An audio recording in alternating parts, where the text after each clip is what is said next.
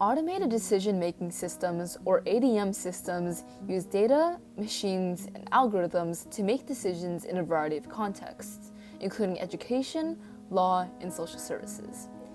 In our everyday life, we can see ADM systems in action, from Netflix show recommendations to Google's autocomplete search results. These algorithms shape the very core of DC public administration and serve a wide range of purposes. For example, Aspire, Accomplish, Take on the World attempts to increase graduation rates by predicting which students are unlikely to graduate and alerting school support staff.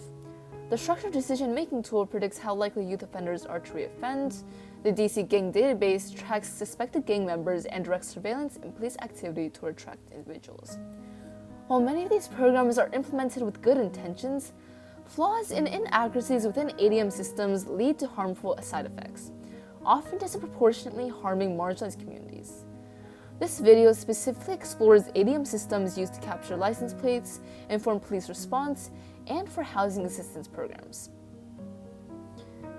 The Metropolitan Police Department of DC, or the MPD, uses cameras to enforce traffic violations. With the overwhelming presence of data and prominence of artificial intelligence, the MPD adopted automated license plate readers, ALPRs, that automatically capture license plate numbers and match them to a hot list of wanted plates. At first glance, this ADM system seems to do wonders for convicting suspects. However, when the program identifies speeding, tickets are mailed to the address where the car's license plate is registered. Car owners, especially those from lower income backgrounds, often share their car with friends and family. Because the agency assigns liability to the vehicle's registered owner rather than driver, owners are more susceptible to being misidentified as traffic violators. The automated traffic enforcement program thus imposes disproportionate financial burdens on the poor and working class individuals.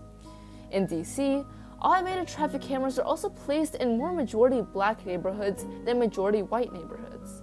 Despite black and white residents being nearly identical proportions of the DC population, over half of traffic cameras in the city are located in majority black wards, on top of the fact that they receive higher fines.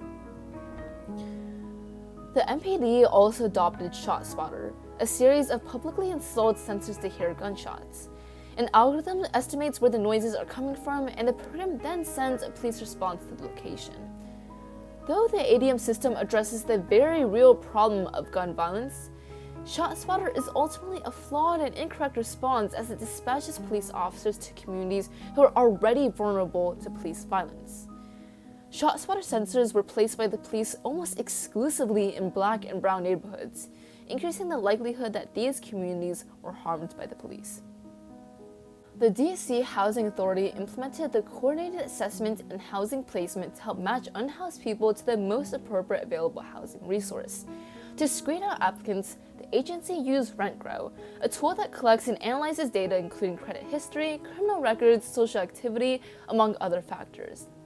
Tenant screening tools like RentGrow unfairly deny housing, violate the law, and disproportionately target low-income communities and communities of color.